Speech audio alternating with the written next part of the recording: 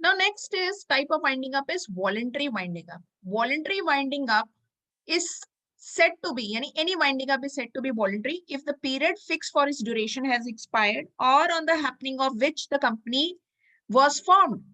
इन दो सिचुएशन में voluntary winding up होती है, यानी जब कंपनी बनी थी पहले ही डिसाइड कर लिया गया था मेंबर्स के बीच में कि ये 10 साल के लिए कंपनी बनाई जा रही है और 10 साल पूरे हो गए हैं, तो ये वॉलंटरी कंपनी फिर डिसॉल्व यानी बंद कर दी जाएगी, वाइंड अप कर दी जाएगी।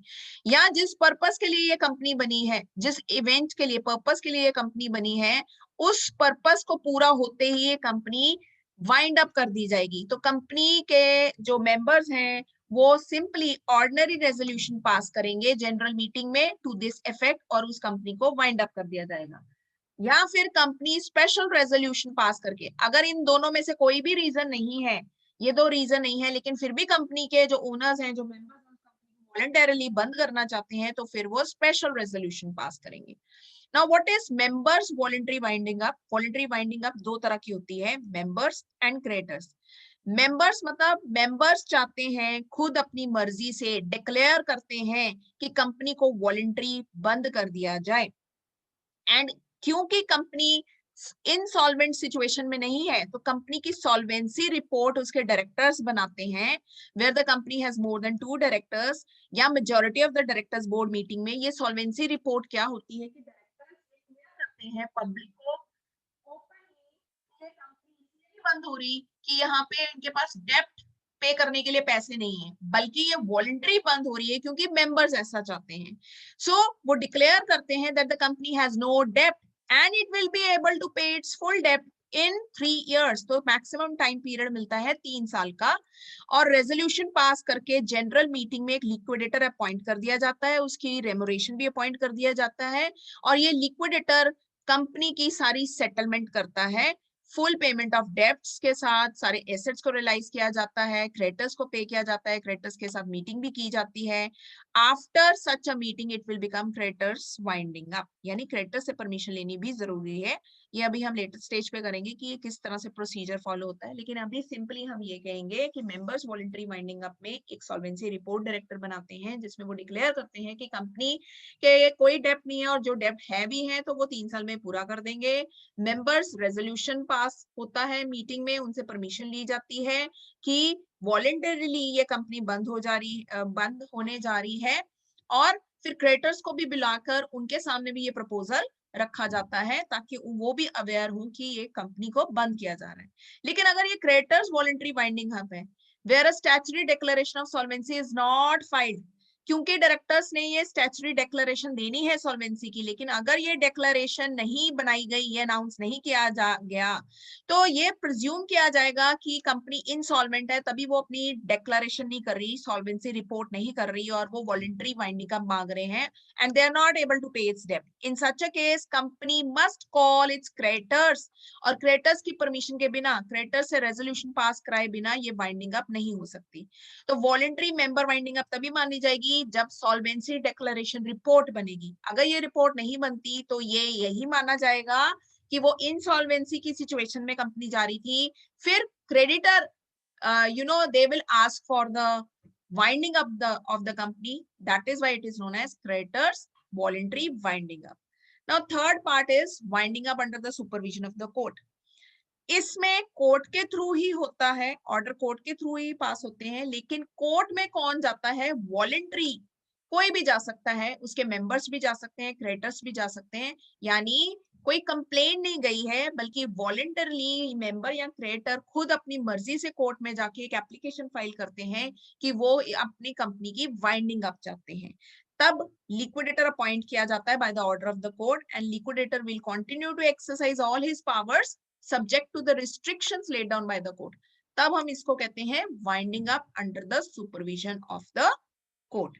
तो अब हम ये देख सकते हैं कि लिक्विडेटर का बहुत बड़ा रोल है, क्योंकि लिक्विडेटर ने ही सारे एसेट्स को रियलाइज करना है, लायबिलिटीज पे करनी है, सारी लीगल प्रोसीडिंग्स करनी है।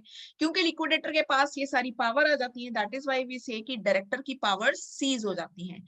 सो ये एक प्रोविजनल लिक्विडेटर है, यानी एक टेम्पररी पर्सन है जो अपॉइंट किया जाता है by the court. He will take into his custody under control all the properties. उसके पास पावर्स इतनी है He can take all the actions against the actional claims, property के अगेंस्ट सारे डिसीजन ले सकता है, लेकिन वो एक प्रोविजनल लिक्विडेटर है।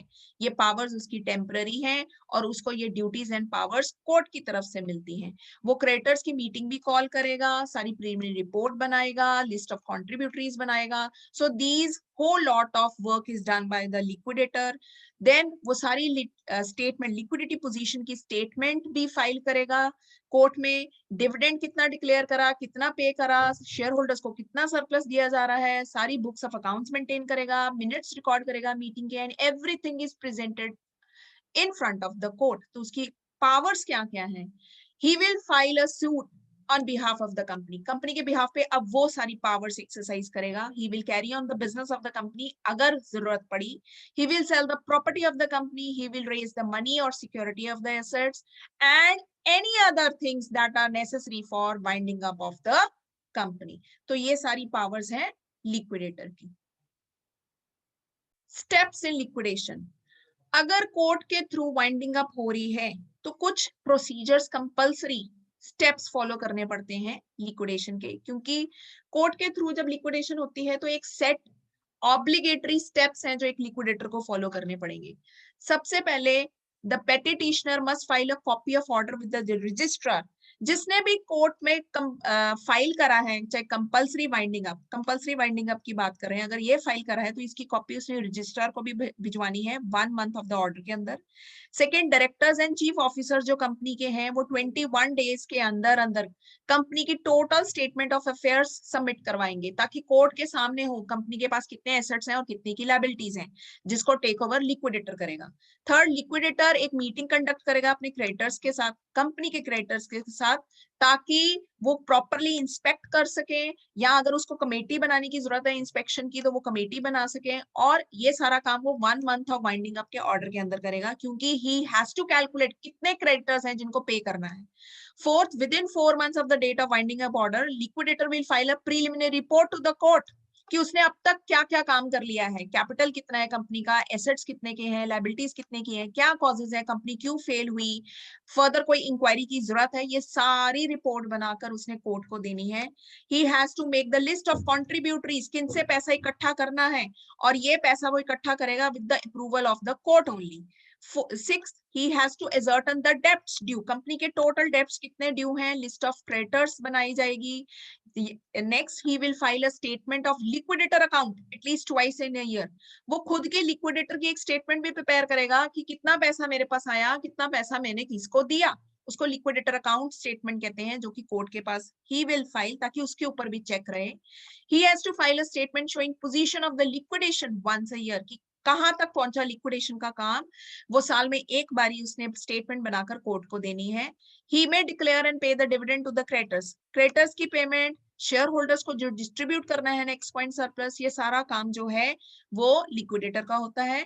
When affairs of the company have been completely bound up, the court then passes the order that the company is dissolved. So there is a difference between liquidation and dissolution.